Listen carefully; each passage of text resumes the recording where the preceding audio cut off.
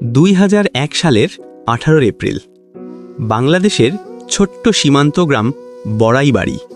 ভোরের কুয়াশায় ঢাকা এক নিস্তব্ধ সকাল, যা পরক্ষণেই রূপ নেয় দক্ষিণ এশিয়ার সবচেয়ে তীব্র সীমান্ত সংঘর্ষগুলোর একটিতে। ভোর 3:30 গ্রামের যুবক মিনহাজ চোখে পড়ে ভারতীয় বিএসএফের লম্বা সারি চুপচাপ ফসলি জমি পেরিয়ে বাংলাদেশ সীমান্তে ঢুকছে। হতবুদ্ধি হয়ে সে ছুটে যায় বিডিআর ক্যাম্পে খবর দিতে।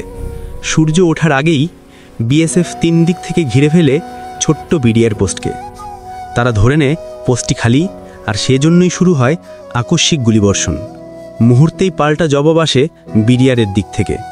4টি এলএমজি থেকে একযোগে গর্জে ওঠে গুলির ঝড়। হঠাৎ আঘাতে হতভম্ব হয়ে পড়ে বিএসএফ। কয়েক মিনিটেই তাদের প্লাটুন ছত্রভঙ্গ হয়ে পড়ে ধান খেতে। গ্রাম জুড়ে তখন আতঙ্ক। মায়েরা শিশুকে বুকে জড়িয়ে দৌড়াচ্ছে, পশু পাখি ছুটোছুটি করছে চারদিকে, আর বৃষ্টি মতো ঝরছে গুলি। কেবল ভোর থেকে সকাল নয়, টানা 6 ঘন্টা ধরে 2 পক্ষের গোলাগুলি চলে সীমান্তের প্রতিটি ইঞ্চিতে। বিডিআর অবস্থান ধরে রাখে, আর ভারতীয় বাহিনী 200 গজ ভেতরে ঢুকে পড়ে এক প্রকার ফাঁদে। অবশেষে সকাল 10টার পর ভারতীয় বাহিনী পিছু হটে।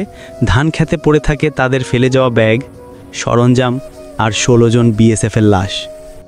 অপরদিকে বাংলাদেশের পক্ষে 3 জন বিডিআর জওয়ান শহীদ হন।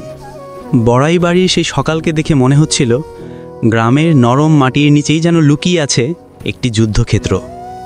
এই সংঘর্ষ বাংলাদেশের সীমান্ত নিরাপত্তা ইতিহাসে সবচেয়ে সাহসী প্রতিরোধগুলোর একটি হিসেবে চিহ্নিত হয়। সেদিন সীমান্তের নীরব সকাল প্রমাণ করেছিল অল্প সংখ্যক সাহসী মানুষও একটি দেশের মর্যাদা রক্ষা করতে পারে।